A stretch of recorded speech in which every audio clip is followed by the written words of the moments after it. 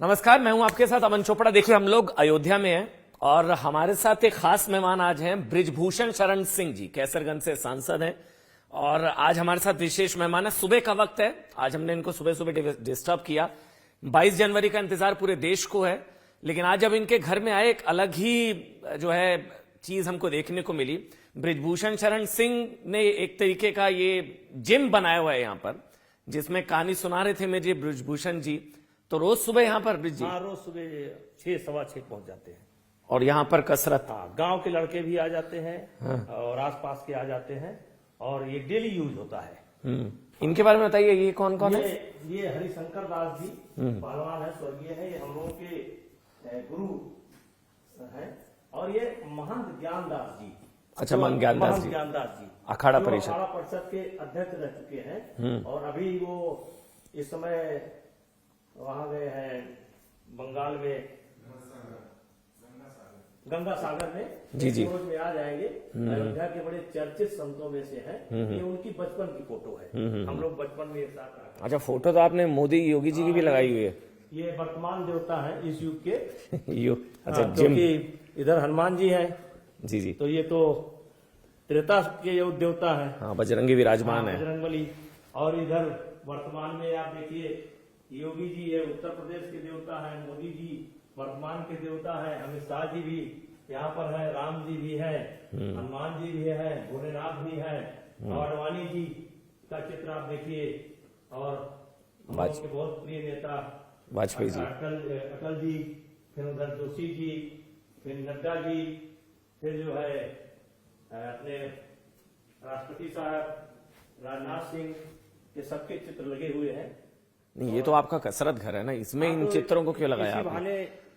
दर्शन होते रहते, दर्शन हो जाता है।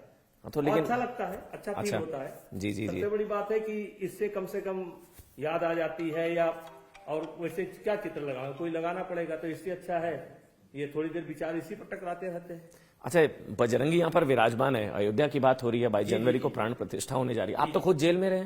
हाँ, आप 2 महीने शायद? हाँ, 2 महीने 90 में। और सीबीआई ने सबसे पहले हमको अरेस्ट किया था जब विवादित ढांचा गिराया गया था। तो उस समय सबसे पहले अरेस्ट मेरी हुई थी।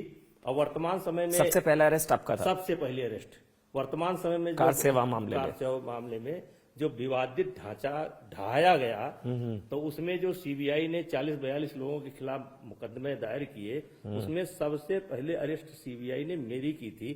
वर्तमान समय में जो ये सतपाल सिंह जी हैं, बागपत के सांसद, Mumbai police commissioner, Mumbai police commissioner होते थे, यही मुझको गिरफ्तार करने के लिए आए थे। तो पहली गिरफ्तारी आपकी थी? पहली गिरफ्तारी 90 में भी पूरे देश में सबसे पहले गिरफ्तारी। ये जो बेल्ट है, वैसे गोंडा बहराइच, सबसे ज्यादा कार सेवा यहीं से हुई थी? सबसे ज्यादा कार सेवा, क्योंकि ये क्षेत्र हमेशा अयोध्या से जुड़ा रहा है। इसका नाम भी है, जैसे इसको गो अड्डा कहा जाता है। गो अड्डा किसका गो अड्डा? अयोध्या राज का गो अड्डा।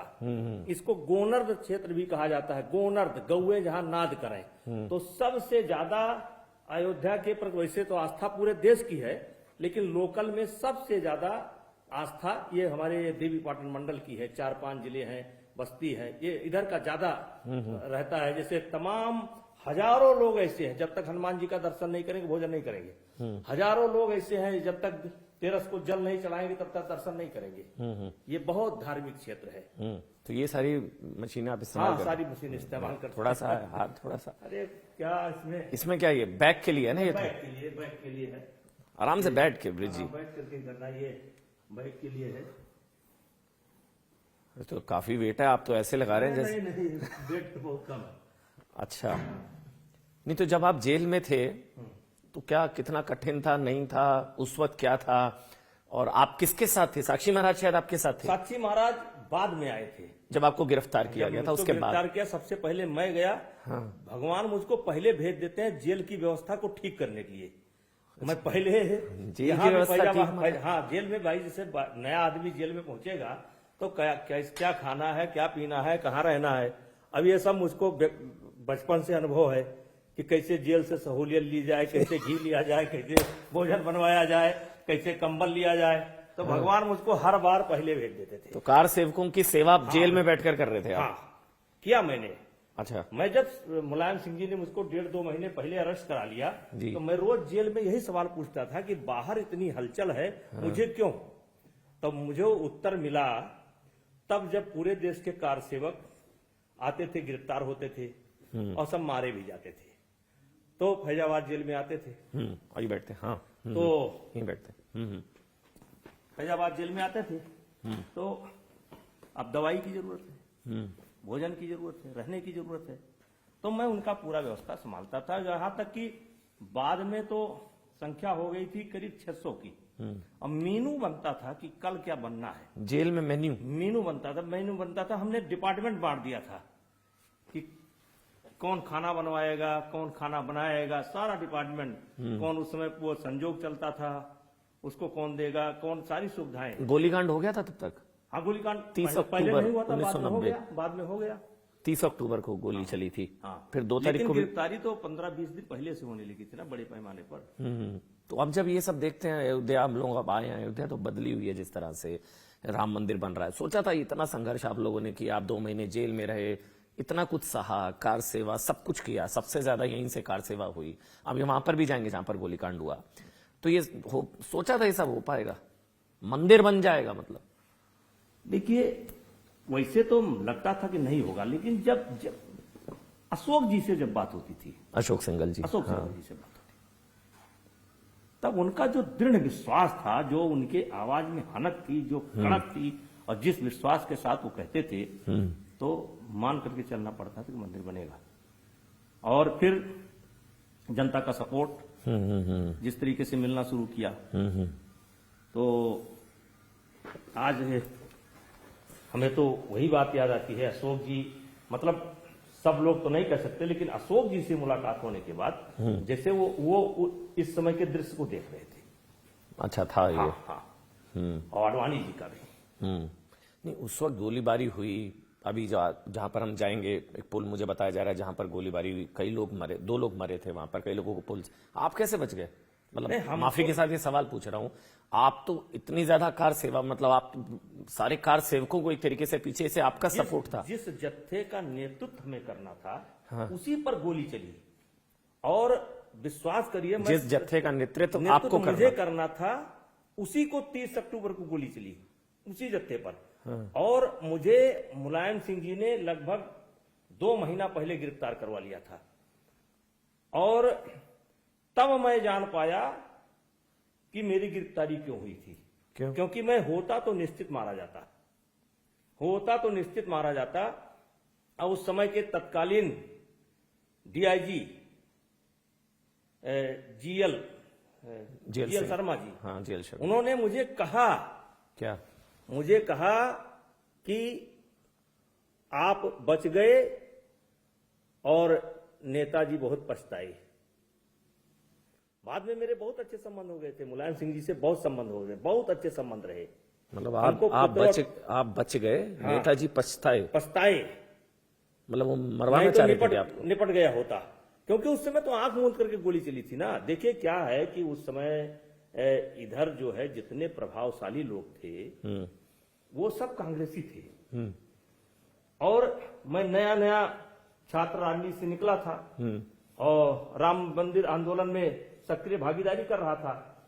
और एक तरीके से कह लीजिए कि इधर जो आज के वर्तमान के 4 जिले और उस समय के 2 जिले, मैंने कोई गांव नहीं बचा था जहां मैंने कोई ना कोई कार्यक्रम राम जन्मभूमि को लेकर के ना किया हो। तो एक काफी आप जनाधार कह सकते हैं या वो कह सकते हैं।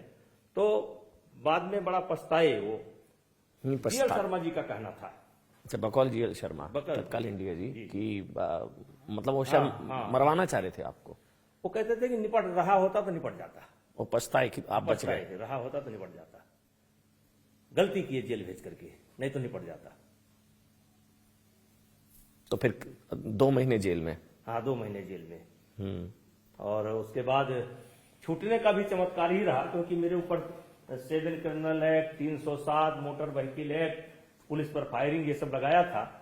लेकिन मुझे याद है कि 5 तारीख को ये हुआ कि 6 तारीख से कार सेवक छूटेंगे। तो कार सेवक ये कहते थे कि हम आपसे मिलने के लिए आएंगे, क्योंकि मेरे ऊपर तो सारे केस क्रिमिनल लगाए गए थे। लेकिन उसी दिन कर्फ्यू लगा हुआ था सार में। और उसी में मेरी डेट पड़ गई 5 तारीख को अच्छा, हाँ हाँ हाँ हाँ कचेरी में। जी। तो एक डॉक्टर धमन, वो भी अयोध्या के रहने वाले हैं, वो जेल में पोस्ट थे, वो कहे नेताजी आज आपका हम मेडिकल नहीं बनाएंगे। अक्सर हम क्या करते थे, मेडिकल बनवा करके हम भेज देते थे, कहा मेडिकल नहीं बनाएंगे। तो हमने उनको थोड़ा फटकार भी लगाई, लेकिन वो हॉस्पिटल ताला बंद करके भाग गए। और फिर मुझे मजबूरी में जाना पड़ा, पूरी कचेरी बंद थी। जज साहब ने ये हुआ कि शाम को मिलेंगे जज साहब घर पर। हम घर पर गए तो वो कोतवाल जो है केस डायरी नहीं लाए थे, एप्लीकेशन लेकर के रिमांड मांगने के लिए आए थे। मैंने जज साहब से प्रोटेस्ट किया। हमने कहा जज साहब ये 2 महीने से मुझे बंद किए हैं, अब आज भी रिमांड मांग रहे हैं लेकिन केस डायरी नहीं लाए, और आप अन्यथा न लें, बिना केस डायरी के आप मुझे रिमांड नहीं दे सकते हैं। जज साहब ने कोतवाल साहब से पूछा कि भाई बताइए ये प्रोटेस्ट कर रहे हैं। पहले समझाने की कोशिश की, हमने कहा नहीं, हमारा प्रोटेस्ट लिख लीजिए, उसके बाद कर दीजिए। तो कोतवाल ने कहा, कोतवाल से उन्होंने कहा कि भाई आधा घंटे का रास्ता है। हमने कहा आधा घंटे का रास्ता है, इनसे कहिए केस डायरी ले आओ। और उन्होंने मना कर दिया और जज साहब ने मुझे छोड़ दिया। तो फिर वो 2 महीने बाद रिहाई उसी हुई। दिन मैं छूट गया। सारे केस मेरे 307, 7 criminal act, motor vehicle act, gangster act सब खत्म हो गए। फिर मैंने जज साहब से कहा जज साहब ये मुझको फरार दिखा देंगे तो आप मेरी रिहाई बनवा दीजिए। और जब मैं रिहाई बनवा करके जेल में गया और कार्यों को बताया भाई देखो मैं तो जा रहा हूं, तो सब लोग कहे नेताजी आपकी मजाक करने की आदत नहीं जाएगी। तो हमने कहा भैया मजाक अपनी जगह पर है, मैं चला, मैं भाग आया, अपना टीवी सीवी सब छोड़ करके भाग आया। उमा भारती भी आई थी फिर? हाँ, उमा भारती थी उस समय हमारे साथ। उमा भारती जी 2 नवंबर को आई थी। अच्छा। मैं गेट पर खड़ा होकर के उनका इंतजार कर रहा था। आते ही उन्होंने पूछा कि ये कोई नेताजी हैं, हमारा नाम लेकर के, मुझे उनसे मिलना है। तो मैंने कहा कि नहीं आइए, मैं आपका इंतजार कर रहा था। और उस समय उमा भारती जी खून से इतना खून लगा हुआ था। अच्छा। उनके, हाँ, इतना खून लगा हुआ था उनके कपड़े में, और इतना लथपथ थी कि उनका, हम समझते हैं कोई वस्त्र ऐसा नहीं था जो भीगा ना हो खून से और मिट्टी से, गाड़े से। फिर मैंने जो है, हमारे एक मित्र होते थे गोयल साहब, कृष्णा गोयल, उनके लड़की का कपड़ा मंगवाया कर्फ्यू में, फिर उनकी सारी व्यवस्था कराया। फिर समस्या आई क्योंकि महिला जो है पुरुष बैरिक में रह नहीं सकती है, तो फिर उनको महिला उसमें ट्रांसफर कराया। फिर रोज सुबह उनको बुलवा लेते थे। ये डबल बैडमिंटन कोर्ट भी आप ही नहीं है, पूरे गांव के लोग आते हैं यहाँ पर? हाँ, गांव के आसपास के, फैजाबाद से भी लड़के आते हैं। हाँ, क्योंकि कहीं है नहीं तो आते रहते हैं। और अशोक सिंगल जी की फोटो हाँ, है, अशोक मोहन सिंघल भागवत जी जी की, की हाँ, है, भागवत जी की डॉक्टर है, हेडगेवार जी की है, और दीनदयाल जी की है, और मोहन भागवत जी की है। ये सब यहाँ पर कुछ कार्यक्रम चलते रहते हैं छोटे मोटे। पहलवानों की तस्वीरें नहीं है? पहलवानों की तस्वीरें थी, इसमें केवल पहलवानों की तस्वीरें थी। लेकिन अभी कुछ पहलवानों की बची भी हैं, लेकिन कुछ फोटोग्राफ खराब हो गए थे। तो अभी टूर्नामेंट होता है हमारे जन्मदिन के अवसर पर, तो उसके कारण हटाना पड़ा। और कुछ प्रिय पहलवानों के भी थे, लेकिन अब क्या करें, आप तो जानते ही हैं। अच्छा, प्रिय पहलवानों की थी, लेकिन अब नहीं है? नहीं, अब नहीं है। अच्छा, लेकिन अभी भी पहलवानों के हैं फोटो। जी जी जी जी जी जी। ये हमारे बेटे ने शूटिंग गंज बना रखा है 22 एकड़ का। अच्छा। 22 एकड़ में। हाँ हाँ, अच्छा ये सामने, ये, हाँ जी हाँ जी हाँ जी हाँ जी। तो यहाँ पर नवाबगंज के पास, तो उसमें उन्होंने बना रखा है, तो ये उसकी तस्वीर है।